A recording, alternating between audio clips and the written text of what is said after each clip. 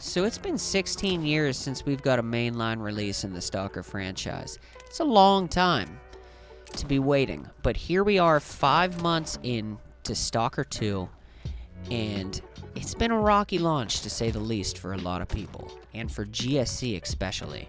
But credit to them, they are busting their butts on putting out patches. But the problem is, everything you see on screen right now is nothing but main quest and side quest bug fixes and, progress blockers for a lot of people. So that begs the question, should they have pushed it out 5 months ago? Or should they have just waited this 5 months and released it in April with all these things taken care of? Well, we can't dwell on that. But now we can just hope that all of that is past us and they can work on the A-Life fixes, AI fixes, and features that are missing from the game right now. And in this video, we're going to go over the top features and fixes that I would love to see come back to Stalker 2 this year.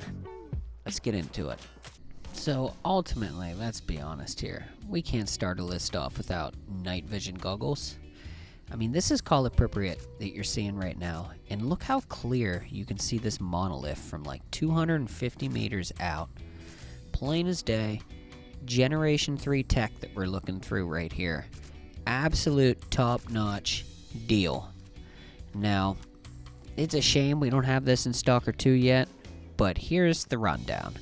You used to have 3 tiers of night vision goggles. 1st gen, 2nd gen, and 3rd gen. Each progressively got better. So 1st gen was super grainy, 2nd gen cleared that up a little bit, and then 3rd generation was just absolute gorge. And here's the thing, once you're running around with some 3rd gen tech, you feel like absolute Johnny Tough Nuts, big dong swinging absolute boss man to the T. And I want that in Stalker 2. I don't know about you, but it is a shame that we don't have it. But why stop there? How about a little bit of night vision scope action? Look how crispy cream that this night vision scope is, just looking through this. Clear as day, just can see so beautifully. Almost as beautiful as the thermal and infrared scopes that we have in Stalker, Anomaly, and Gamma. I mean, you can just see so freaking well through these things. And then, guys, come on, flashlights. The flashlights are absolute dog water in Stalker 2, and just look how much of a difference it makes just to have a good flashlight. I mean, dude's fighting a chimera here, and you can just see every single movement of this damn thing. It's like, nighttime sucks, but when you got a good flashlight, it's manageable. I mean, this is Shadow of Chernobyl, vanilla, from 2007. And look how beautiful this flashlight illuminates this car park, and you can just see what the hell you're doing. Speaking of seeing what you're doing, binoculars are a great scouting tool that you just really kind of need. Now, not only can you see stuff from afar, obviously, but it highlights what faction neutrality that you got going on here. So green is super friendly, yellow is neutral, you're okay, and red is get your guns out, I'm about to shoot you in the face. So red, as you can see, you got all the information when you used to crosshair here. It said zombie, red is enemy, that guy's a stalker, this guy's a loner. Come on, man. This is such a little detail, along with this, the death portraits with the factions. It just goes such a long way to highlight your reticle over somebody and see that they're an enemy because it's red. It's nice to talk to somebody here in the trade menu, see, that they're a veteran stalker, a loner, and they're neutral with you, all in one. I mean, how awesome is that? Speaking of awesome, PDA features. Bring them back, baby. Look at this. Statistics. Tells you every single person that you've killed and what rank they were, what faction they were with, how many of that specific, tough merc. How many of those did you kill? Tame loners. How many of those did you kill? down to the mutants, your completed quests. But my favorite thing is the rankings, because it tells you the top 20 stalkers that are currently in the zone. Of course, I'm number 1 because I'm an absolute boss, but look at this guy. Dimitra Fanatist. Here he is, dude. Here this dude is. This is our number 2 stalker in the zone. I'm talking to him. I'm in the trade menu with him. He's an expert, duty, neutral. Here he is, standing next to a pile of bodies, because let's be honest, he is the number 2 stalker. So dude's putting in some work. But look at that. Like, you find them. Speaking of finding, how about finding yourself on a walking PDA? So you, in Anomaly and Gamma, you got a PDA that you can actually walk around with, and it shows you as you're walking around. While you're walking around, how about crank some tunes on the radio? Give us the radio, GSC. It's simple. You know, it's might not be the biggest thing for a lot of people, but I'm sure a lot of people care, just like they care about the social media system that you see in Gamma and Anomaly. As you're going through the zone, stuff is popping off on your messages constantly. It is just so awesome to see.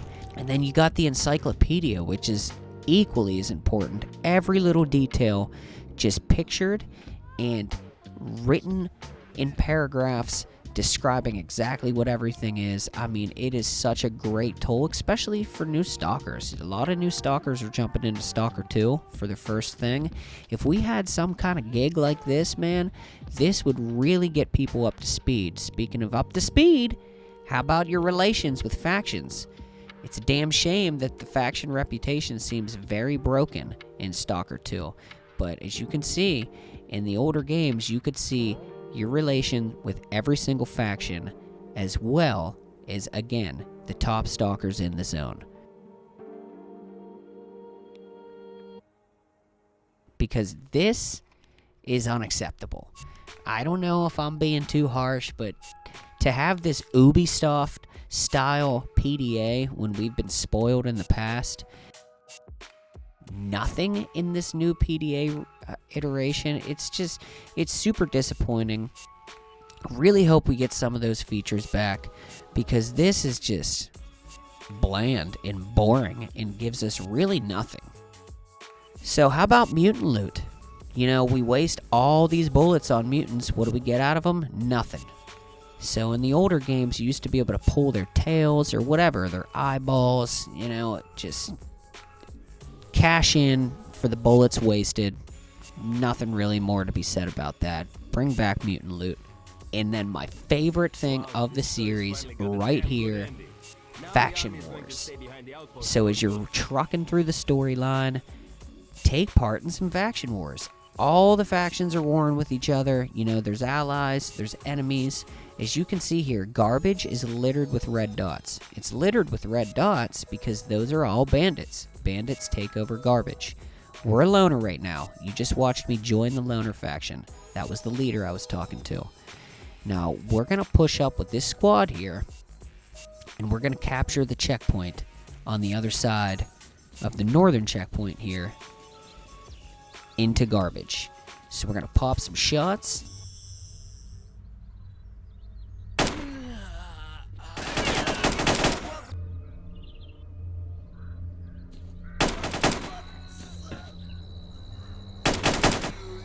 Here's our people. Wada bing, wada bang.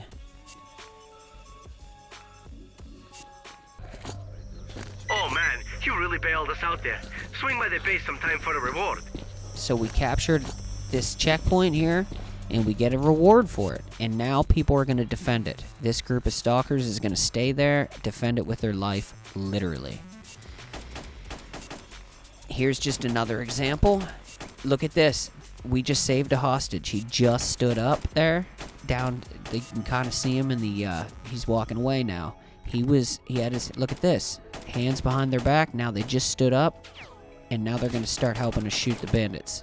Man, I was sure as hell I'd die here like a dog. I don't even know how to thank you. Wait, I do know how to thank you. I'm going to upload the coordinates of a place me and the boys used to stash our loot before we were captured and sent here. My buddies won't need it no more where they are now. I just can't emphasize how much this brings to the immersion and just the gameplay. Just the versatility of gameplay that this brings is just unmatched. As we take down another checkpoint here, and ultimately, it's going to lead to the depot. Everything's under control. We managed to Location secure the captured. garbage. I repeat, the road to the garbage is clear, and you will This no may longer not have be to over pay yet. to get in. All that's left is to make a move for their lair Our and brothers show them got who's themselves boss. into some kind of shit. Drag your asses over there and get a line on it. So since we took those 2 checkpoints over, and off camera I did, more checkpoints, Sultan came through as our leader was saying, hey, it's open. You can now come in here. Well, as you can see, now Sultan is sending the kitchen sink at us. He's going to try to capture some stuff back. Oh man, you really bailed us out there. Swing by the base sometime for a reward. But we didn't let him. And now we have to storm the depot, which is every region that you capture with a faction has a main base of operations. This is the bandits' main base of operations. Let's mess them up.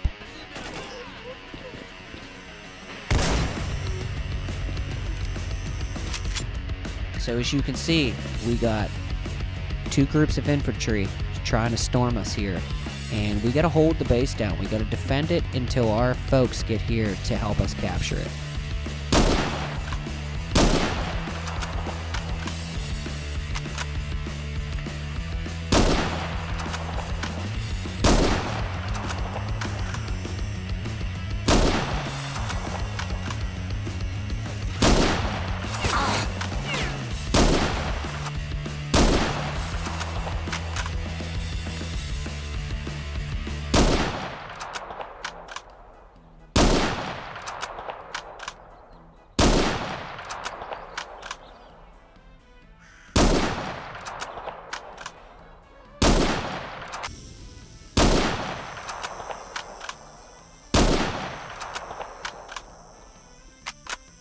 How about that sniping clinic there?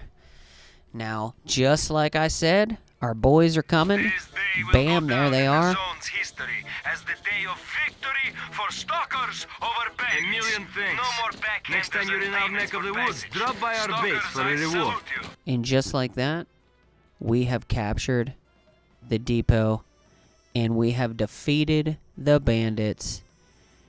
And now the loners own garbage, they own cordon, and it's a much safer place for everybody. And you get that sense of progression as you move through the zone.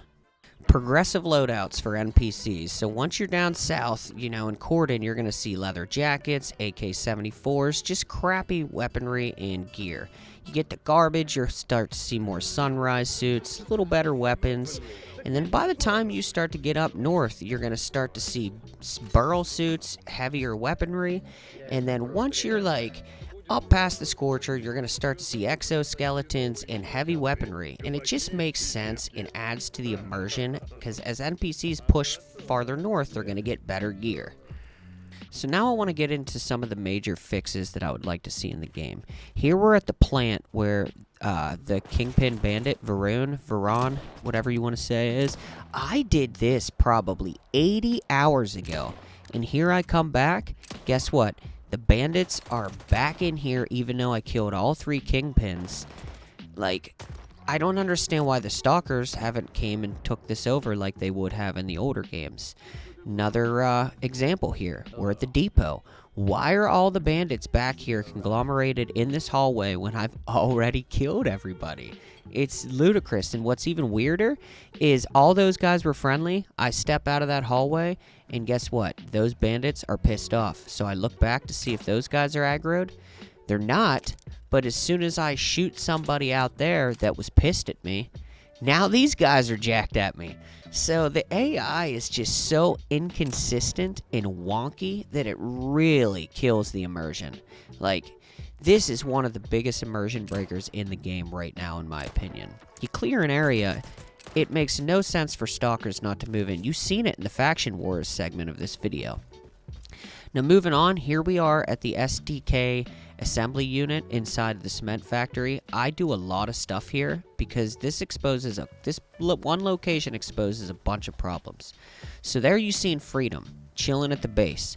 So I've did this on live stream many times.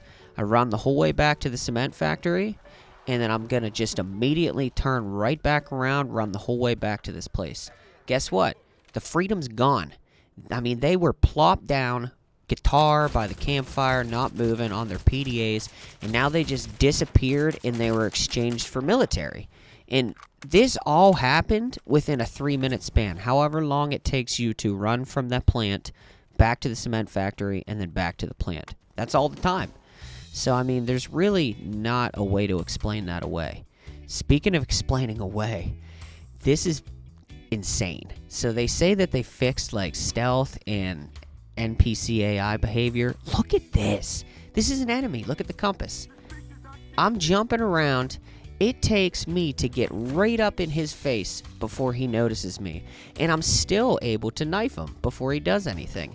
And keep in mind, guys, I'm in a diamond exoskeleton. Loud as hell. I just walk right past these guys, not crouched, and they're just chilling. They don't follow me out. Nothing. They just... I don't get it. I really don't. I mean, this right here is super egregious. I mean, he's in a firefight, but it's like, dude, you're an enemy. I am literally standing so close where I could pee on you. I mean, I'm showing right here. I'm not crouched. I'm just standing. And I'm about to pop some shots off right at his feet. I'm jumping around. I mean, I really don't know what you gotta do here. I mean, look at this.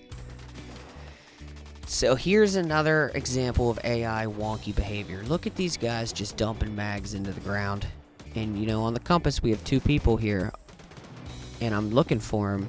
And it seems that they spawned underground. And, I mean, that right there just shows that there's random spawns going on in the game. I mean, there's really no way to explain that one away either. And then here is the beloved mutant behavior. We all love it. We got a random compass coming from somewhere. But what happens with the dog mutant especially is when you get up on a high platform, they all disappear. They all hide. They're super smart, apparently. And then with no sight line on you, you jump to the ground, and somehow they all uniformly, collectively know that you jumped on the ground, and they all bum rush you. You get back on a platform, they all run and hide again. Perfectly, too, to where you have no sight line on most of them. So right there behind the shipping container is most of them. I jump back down. You start to see them bull rush. I get back on the platform so you can really see what's going on. And there's about 8 or 9 dogs just bull rushing me. I mean, this is just immersion breaking is the only way to put it. And it's just something I would love to see fixed in the game. And then here is kind of a highlight of the spawn issues. And I hate saying spawn issues. I wish stuff was persistent. I wish stuff was dynamic. But here, I hung out in this location a little too long, and I just had bloodsuckers continue to spawn. We got 6 or 8 bloodsuckers that I had to kill here. Just consistently, another 2 would come. But anyways, guys, that's really it. That's all the features and fixes that I would love to see come into Stalker 2. Now, if you guys have anything to add, please leave them down in the comments. If you enjoy Stalker as much as this kid does, I mean, I am an OG trilogy enjoyer. And I do really like Stalker 2. I just would love to see these fixes come and features come to the game. But like the video on your way out, subscribe for more Stalker content. I'm the Jimmy Changa, and I am out. Peace.